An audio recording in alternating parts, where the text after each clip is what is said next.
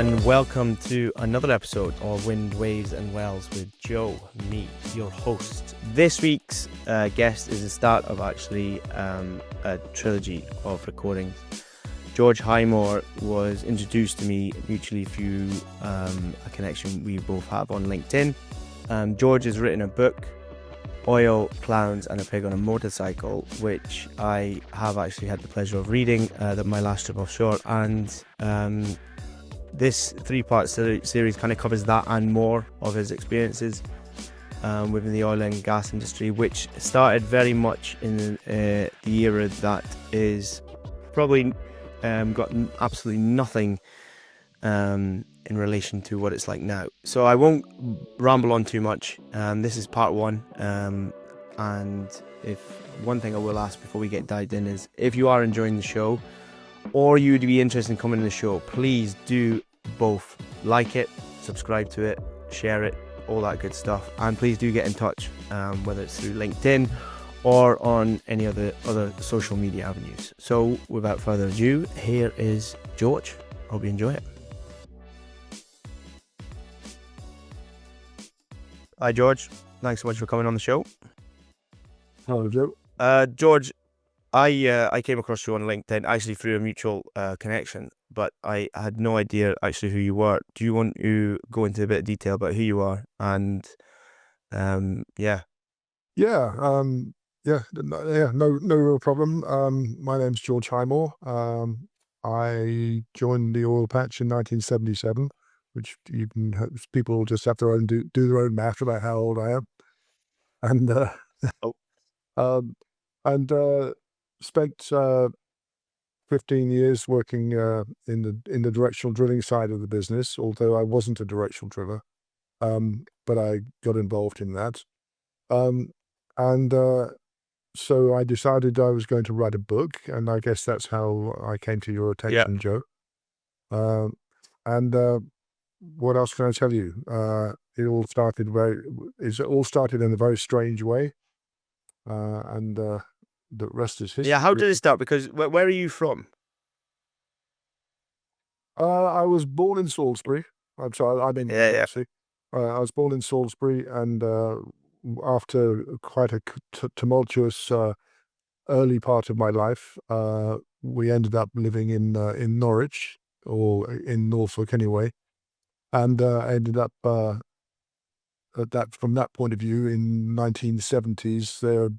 The centre of the UK oil and gas industry was in Great Yarmouth, and I was always a little bit of an entrepreneur. I started off working in bars, and we had a few little businesses going, and having a great time, really. And then one day on a Sunday afternoon in 1976, and you won't remember this, but some people will, we had about 2.5 months without a single cloud in the sky. And I was out on a Sunday evening. I'd been working in some bars and pubs. I had a full-time job and all that sort of stuff. I had a Honda CB750, and one of the pubs I'd been working in, I drove past on this fateful Sunday night, and as I went past it, it was probably about 6:45 on a Sunday evening, and back in those days, pubs weren't allowed to start or open until 7:00, because we had restricted opening hours. And the door was open, and there was a blue Rolls Royce parked outside. So I did a U-turn, went back in, put the bike on the side stand, walked in, and the landlady was there, and she said, "Hello, George, how are you?" And I went, "Great." Leant over the bar, gave her a peck on the cheek, and a guy came from my right and started fighting with me. And we ended up on in the car park, which in the dusty car park, since it hadn't rained for 12 weeks. And we landed on the floor, and eventually I got control of him. He was let's say, to the least, he was inebriated to a certain degree. And I got him on the floor, and said, "What the hell's your problem?" And he said, "You kissed my girl." And I went, "Well, yeah, that's because I probably knew her before you did." I said, "But if you want to, you can buy me a drink and we can talk about it." And so we went back in and had a quick chat. And it turned out that he was ex-SBS, which always makes me think, wasn't that clever, George? But of course, he was completely pissed in his brain. And it turned out that he was a directional driller, and he was actually on the Piper Alpha at that time. And he was in 1976. He was earning, I think he told me, £435 a day. You know, for a lot of money back then. Oh yeah, I mean it's tremendous. I in my full-time job I was getting about £12 a week, and plus this, that, and the other. But and so it went from there, and he said, why don't you get in the oil industry? If I make this too long, No, you got. but I said I've thought about it, but I was he said, the way to start is to start at the bottom. So he put me in touch with some drilling contractors, but all the drilling contractors wanted you to go get your survival, or such as it was, get your medical, and be ready to leave at short notice. And I had too much going on in my life to just do that. So after a while, we all got together, and he introduced me to a company called Sperry Sun. Sperry Sun was a directional survey company, and also they did directional steering equipment. And I got a job, and I still don't know how that happened. We didn't have mobile phones. I don't know. I can't remember writing letters, but we didn't have emails. So I guess people left messages where I don't know how it worked.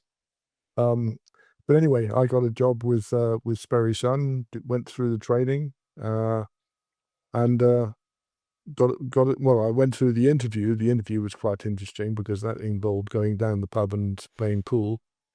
And drink beer. And oh yeah, we had to have. Sounds like a great interview process. Have 6 pints. Yeah, and you had to have 6 pints, but you also had to be able to drive home afterwards. But then that was normal in those days. And I ended up working on my first job, or my first assignment, in a place in Holland called Emmen, which was up in the north east of Holland, and worked for offshore on jackups, land rigs, Germany, Holland, northern Holland, the Groningen gas field, and went from there. Now, I mean, obviously, when you first jumped into it, did you enjoy it? Did you know straight away this is for me? I was completely out of depth, to be honest with you. I had no idea what I was getting into. I ended up as I say, up in Emmen, and the big contract that Sperry Sun had in those days was resurveying all of the gas wells on the Groningen gas field, and that involved things like slick line lubricators, shutting wells in, surveying them, coming out of the well, making sure you had a survey, and going back to the office. And to be honest with you, we were using gyroscopes, and we had cameras taking pictures of gyroscopes with inclinometers over the top of them, and then we had to develop the film, read the film, calculate it. We did hand-drawn drift curves and all sorts of stuff. And I did okay, but I wasn't really suited to that. I think probably mathematically and intellectually, I was a little bit sort of beyond that.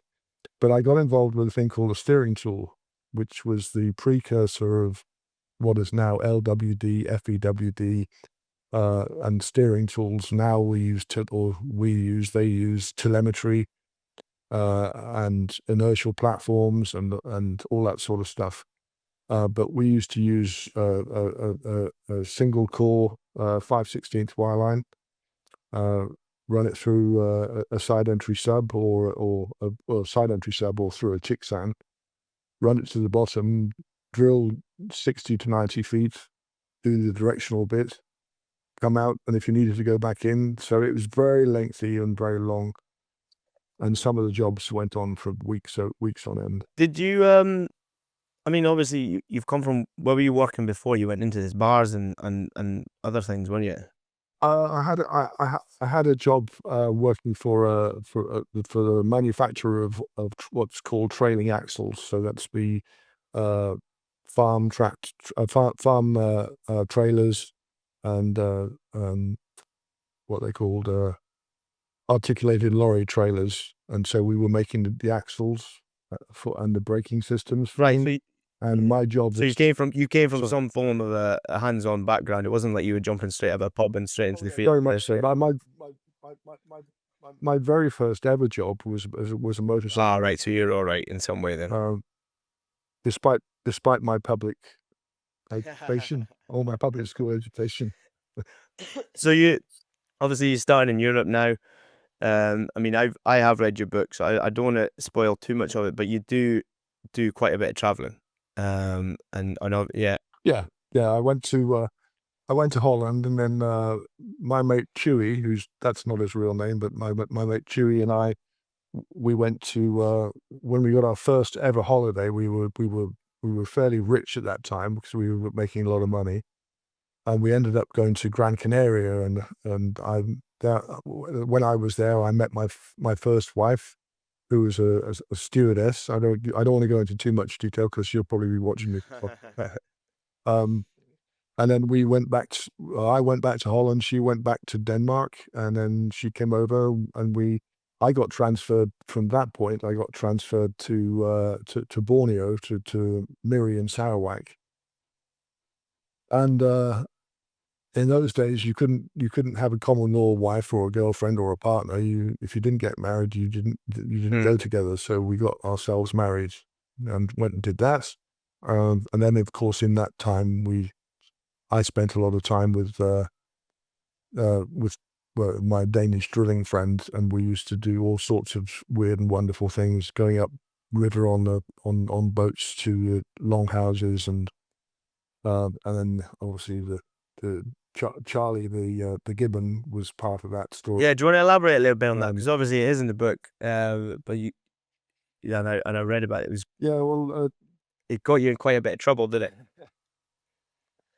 well, not really too much trouble, but Yeah. Called you bitter bother. Armand and myself were, and again, not his real name, but Armand and I used to go up to stay in longhouses. We'd decide how adventurous we would get by how far we went past a little town called Marudi. At one time, we didn't get past Marudi. We decided to stop overnight, and I won't go into too much detail, but we went out and we had a few beers, and Armand fell in love with what's the girl? How can I say? A very petite Indonesian girl from Kalimantan, which is the southern part of Borneo. And he disappeared, and I sat and drank. And when he came back, he had this little girl on holding one of his hands, and his other hand, walking in a bandy way, was Charlie the gibbon. And Charlie fell in love with Hammond, and Hammond fell in love with Charlie, to be honest with you. And Hammond was a big ginger-haired, bearded a Danish guy. Had a big tattoo of an eagle on his chest. He was a very intelligent guy, but he was a driller for can't remember who, but I know where he was. I won't say too much about that. So we said goodbye to the girls and went back to the hotel, the little hotel just off the square in Marudi, and we went back to my room, and on the way past, picked up a few beers and sat and were drinking. And I could tell that Ammon was not feeling very comfortable with himself, and so he said he was going to get some more beers. He went away, came back, and he brought two beers back. And after we drank the beer, he said, "Listen, George," he said, "in 20 minutes, I want you at the boat on the dock. There was a Shell petrol station there." And he said, "In 20 minutes, I want you to to pack up, go. I've paid the bill. I've paid for the beers. In 20 minutes, I want you to come down to the boat. So I said, okay, off you go. And he said, right, I'll see you at the boat. And I knew there was something wrong. So he went, I packed up, and I had a reasonable amount of time, but going out to Marudi at whatever time it was, I guess it was 2 o'clock in the morning. And as I approached the boat, um, he, Ammon was sitting there, was holding a little blanket. And he shouted at me, "George, run, run, run, get as quick as you can." So I ran over, jumped in the boat, and off we went with our E-band boat driver. And at that point, I noticed that the blanket was moving, and basically Ammon had gone off and ate napped the gibbon, and so we it's better. It's about 100 miles from Marudi down the river, which is the Baram River, I think it would be. Yeah, I think so. And we were Amber was really nervous in case the bouncers from this bar that he'd stolen Charlie from. And Charlie was basically a sideshow. He sat in a little cage by the door, and everybody would just shake his hand as he went through, and it was really unfair. Anyway, we got back to the coast, and off we went, and Charlie went to live with Ammon. I went back to. Shall I go on to? No. Well, the next question I was going to go is because obviously, were you working onshore in these places? Were you or? Not in. I worked in Holland. I worked onshore, offshore. Yeah. In Sarawak and Miri, it was Right. offshore. I was just wondering how you had like the time, like when was this in between trips that you were sailing up and seeing these villages? Yeah. Ammon was working 2 on, 2 off, so 14 on, Right. 14 off on a jack up offshore Sabah, which was in a field off there. And I used to go out and work with him doing single shot kickoffs or steering tool work.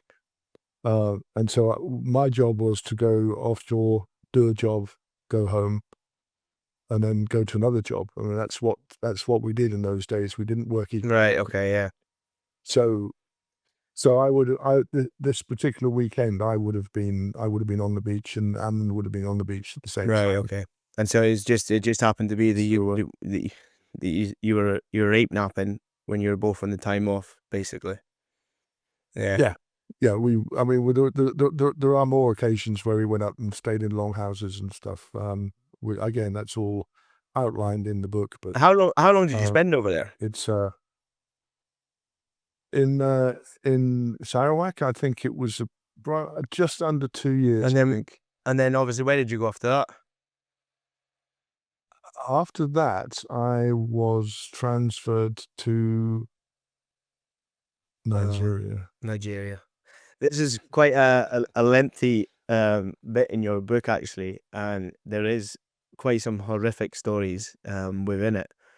But I'm also. Yeah, I mean, it was a. Yeah, sorry. So no, it's just that I should sort of not remind you, but at this point in my life, I was probably 23 and a half or 4 years old. So how long had you? And you'd been offshore for how long by then? Well, offshore, onshore. 2.5, 3 years. Onshore, offshore. Holland, I was there for a couple of years. In Miri, I was there for a couple of years, and so I joined. So I would have been 25 when I went to Nigeria. Right. Okay. So still young then, really, aren't you? Yeah, young, and I'd never been to. Well, we go now to Africa, but I've never been to Africa yet before, let alone West Africa. And we didn't have the luxury of mobile phones and emails, and we couldn't communicate. And basically, I got sent when I went to Nigeria. I was working through the Great Yarmouth office, and I went to see them, having been told that I was going to go to Nigeria, and they sent me down to London to get my visa to go to Lagos and then on to Port Harcourt. but there was no uh, safety or backup. I was just told I would be met at the airport in Lagos, taken and to catch an airplane to go to Port Harcourt. And again, that's that's in the book. But um, I was green, Mm, completely green, as would as anybody yeah. would at that age, I guess. Because I was in Nigeria in So 2014. So yeah, about 11 years ago, and when we arrived at Lagos, it was security straight away. Security from pickup right up to the airport. Sorry, right up to the hotel, and then same again. If you weren't allowed out the hotel, there was none of that. But from what I've read in your book, and I compared to my own experience, I mean, you basically almost got the run of the green to kind of travel as you would there. we had to. We had Yeah. no choice. And it it wa- it was character building, Yeah, put it yeah. that way. That's a good way of And looking then when you and and and then when you start thinking about all the things that we saw and the things we had to do by negotiating our way through, a lot of the work we did in Nigeria was onshore, but we also did quite a lot of swamp barge work and some jack-up work as well. And so if you were driving out to a land rig, you didn't have sat nav, you didn't have a map. You had a set of probably handwritten instructions, but there was no phone number to say, if you get lost, give us a call, Yeah. because we didn't have phones. So you had to get there, and breaking down or running out of gas or having an accident in the bush in Rivers State, Nigeria, was not a good not a No, I good. can't imagine because, like, how many years did you spend there? Well, I was supposed to work 90 days on and 30 And what days did you off. do? Probably sometimes 110, 120 On. days. And remembering, of course, at this point I was Yeah. married. Um, and then I'd go back and I would negotiate with the manager, who incidentally had never went to Good. That's Nigeria. good. Um, yeah, and so I would negotiate my time off. But the only thing I would say is that when I got home, I used to book myself a holiday, and the company used to pay for it because they kind Yeah, of because had they'd to. left you out there for so long. Otherwise, yeah, and so it was. But yeah, it was definitely an experience being What would in you say your Nigeria at 24, Well, 20. how would you sum up Nigeria in a sentence?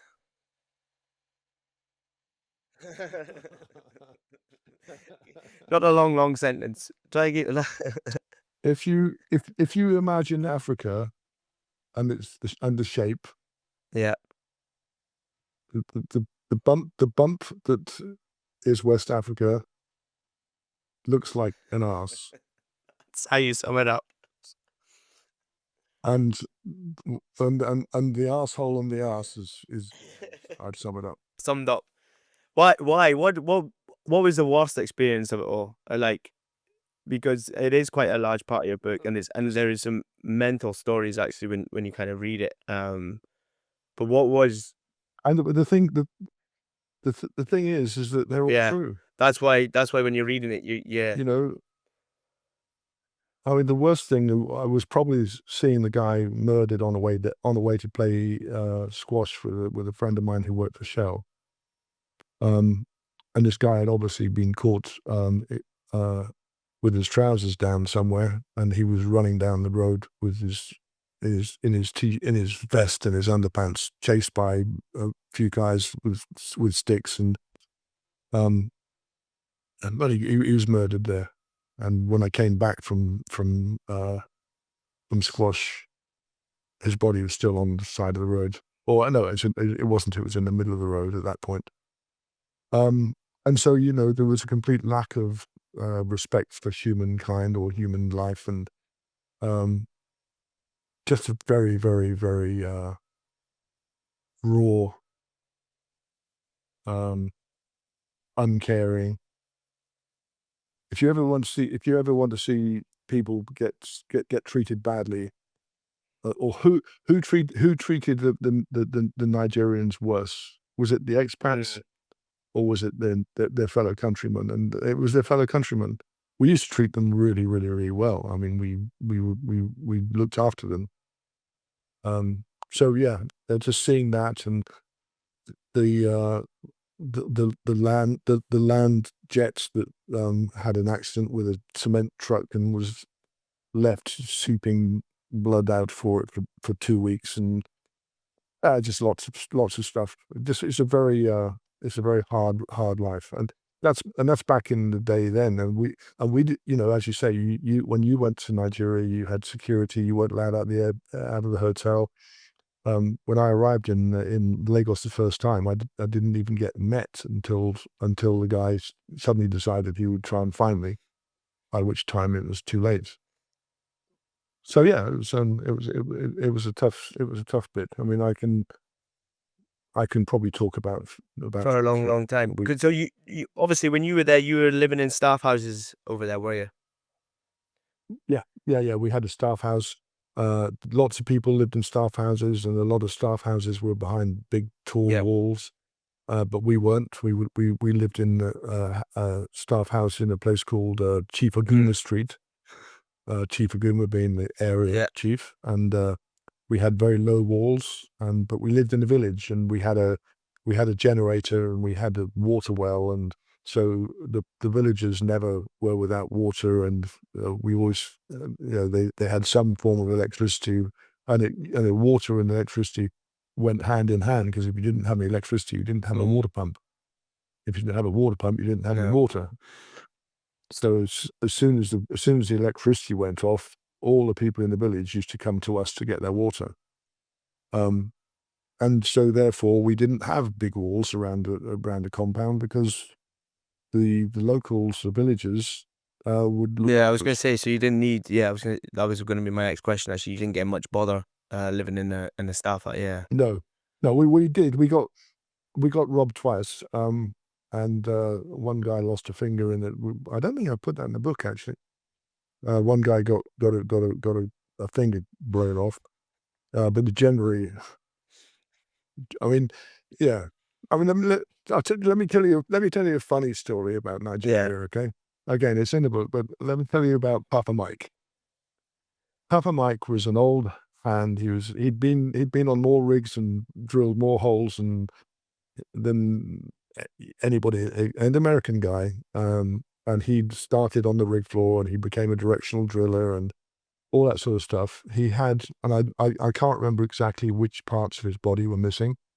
Um, but he's missing a thumb on one hand, a finger on the other, a big toe on his foot, and he had one eye. Perfect. And but Papa and I used to get on really well. And I'm not a golfer, but I used to play golf with him, and he always used to use the same caddy. And one night we used to play 9 holes, and then go in the bar just as the sun was going down. And on one occasion, we were just driving up to the ninth tee, sorry, to the ninth green from the ninth tee, and Papa hit the ball, and he didn't hit the ball very far, but he always hit Yeah. it straight. But on this particular occasion, he didn't, and it went off into the sunset, and we couldn't see what was going on because the sun was in our eyes, and so. Papa turned around to his caddy, who he always used the same caddy, and he said, "You see him?" And then the caddy says, "No, boss, I no see him." He said, "Oh," and then Papa said, "I see him." And then this guy looked at him with complete disbelief and said, "No, boss, you don't see him." And Mike said, "I see him, and I only have one eye." So the guy looked at him like he was crazy, and Mike put his hand in his pocket, took out a crisp white handkerchief, and popped his glass eye out into his handkerchief. And apart from the we saw the caddy as he ran away. We had to sit again, mainly because every time Mike turned up in his pickup truck, he would just run away. So it was bad stuff. So, I mean, Nigeria, how many years are you there? Just under 3 of a total amount of time. I wasn't there all the time. I was on time off some of the. So you can't, yeah. So, but you were mainly based there, Then were you, during that 3 years? That was pretty much your main port of call. I was based in Yeah. Port Harcourt and sometimes Warri. If we had to go to a rig near Warri. What was worse, Port Harcourt or Warri? But there was very little. There's very little to change to this. Port Harcourt is a big town. I mean, again, we're going back to the early 80s. So, Port Harcourt was a big town. I don't know if you know this, but River State, Port Harcourt was the capital of River State. And did you ever hear of the Biafran War? Ah, okay. The Biafran War was a civil war in the Delta regions of Nigeria, and the people of River State was basically starved to death out of existence, pretty much. Right. If you look up Biafran War, you can look in. Maybe I should have put more history in my book, but no, it's fun it's good to know though. So yeah. So I mean, obviously Nigeria now. Where were we next? Where did you go to next? I went to heaven. Where was heaven? I got transferred to Dubai. Yeah. Well, that was Dubai before it became Dubai, though. Yeah, that was Dubai, the village. Yeah. And in my book, there's very little in there about Dubai, because it was so good to me, and there was nothing really bad about it. There were a few amusing things that happened, and there was the way that my wife. This is by the way a different wife from the first one, but my wife needed to get a driving license, and as it happened, we went into the right office, met the right person, and were given the license in 15 seconds. It was ridiculous, but those are the sort of things you not get away with, but that's the sort of the way that they treated you. You were there because of a reason. When I went to Nigeria, and I went the first time to get my visa in the Nigerian embassy in London, they just treated me like shit. And I didn't want to go to Nigeria, but they tried to make it difficult for me to get there. And they wanted me to go there because they wanted Western technology to drill wells for them.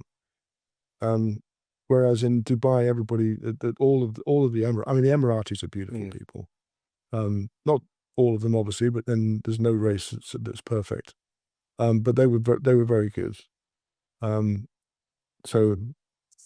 Yeah, it was a good place. It was a village, and we used to, all of what you see of Dubai now is not there, apart from the trade center and blah blah blah.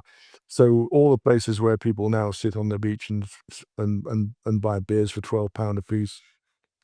We used to be right up and down there on motorcycles and 4x4s and have barbecue at the weekend. No, I do remember Dubai before Dubai as well myself. Like, actually, I thought it was better before it became Dubai now, in all honesty. Oh, I totally agree, but at the same time, Sheikh Mohammed has done. Oh, 100%. He's got to do it at the end of the day, hasn't he? Yeah, but I now live in a place called Ras Al Khaimah, which is north of Dubai by about 50 kilometers from the airport. And it's the northernmost emirate, and that's changing rapidly now. Building hotels and stuff, but I don't think they're ever going to go down the Dubai route and cover every square foot of land with something. And was that onshore work again in Dubai when you were there? Well, but Dubai, by this point, I had progressed. My rewards for what I did in Nigeria, and in Nigeria I was working offshore, onshore, and everything in between. And also but also everything in between, because the people who were there were all part of the team, and we ran the business. We didn't have supervisors or managers. We just got on with it. but when I went to Dubai, I was the operations supervisor. So I got out of that point. But I don't think I stayed very long. I think I probably only stayed 18 months to just under 2 years. And then I went back to the UK. I ended up being the manager in Great Yarmouth and running that side of the business. But then I started at that point. I went into I did some Norway work, which I don't think is in the book, but it was just basically um, marketing stuff in there. And then I've got assigned to what we call the stands and Eastern Europe. And this is and then the adventure begins. Yeah, the adventure started again. I mean, it was fun. But you've changed your role totally now, though, haven't you? Because now, obviously, you've gone into a more salesy kind of role now, haven't you? Yeah, more sales, business development.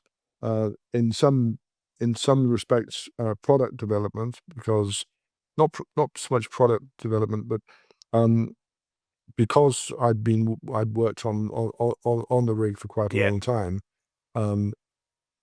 A lot of people in the oil patch will go into management and into business development, and they've never seen a rig in their lives, and so they can't talk the talk.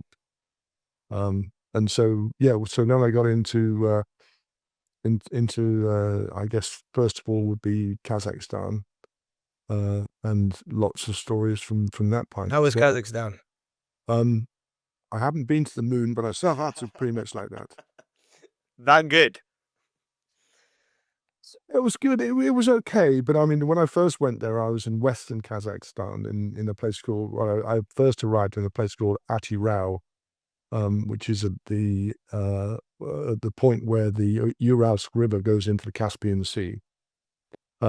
And then I went to the north of there to Uralsk, and then to a place called Aksai, and then back again, and then we ended up in Azerbaijan, in Baku. But it was all very, very frontiers type stuff.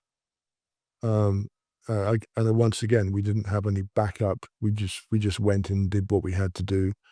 And then in that sort of side of things, when I went to Kazakhstan the first time to Atirau, I was sent there by a good friend of mine who was at the time my boss, and unfortunately is no longer with us. He sent me there because it was a logistics exercise. What happens if a European/American ends up getting off an airplane in the arse end of Kazakhstan or anywhere or any other place? How would you get by? How would they get on? How would you get around the country? I mean, I had to get tickets, and I had to travel onshore, on land. Was it possible, etc., etc. And in deference to Kazakhstan, the eastern part of Kazakhstan in Almaty, and that is Almaty now, which used to be the capital. It's stunningly beautiful. It's absolutely amazing. And I would recommend anybody to go there. It's a great place. But we ended up in Baku. We had an apartment which was on the Corniche, which we used as a sort of a semi-base, and traveled from there. Because they hadn't figured out that they were different countries. You would often travel from one country to another without a visa. You just get one visa to get into Moscow or into, let's say, Ashgabat, and then once you're in, you could travel around. Was it still Soviet Union era? Yeah.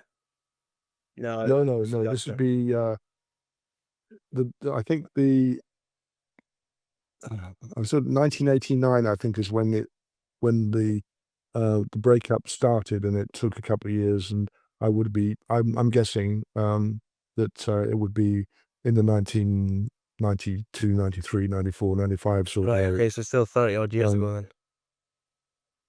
Oh yeah. I mean, my book only really covers one half of my career. Right. I After Halliburton took over Dresser Industries by that point owned Sperry Son, and Halliburton and I were not going to get on very well, so we went Went your separate ways. and yeah, went our separate ways, and also uh, um, I. I was unemployed for a little while, but then I got headhunted by some people who are now very good friends of mine, and I went to work for a consultancy company, and that's a completely different Yeah. story.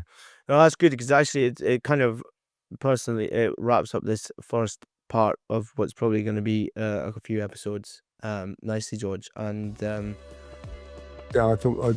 yeah, I think you got that one perfectly. So we will stop this one here and then go on to the next one.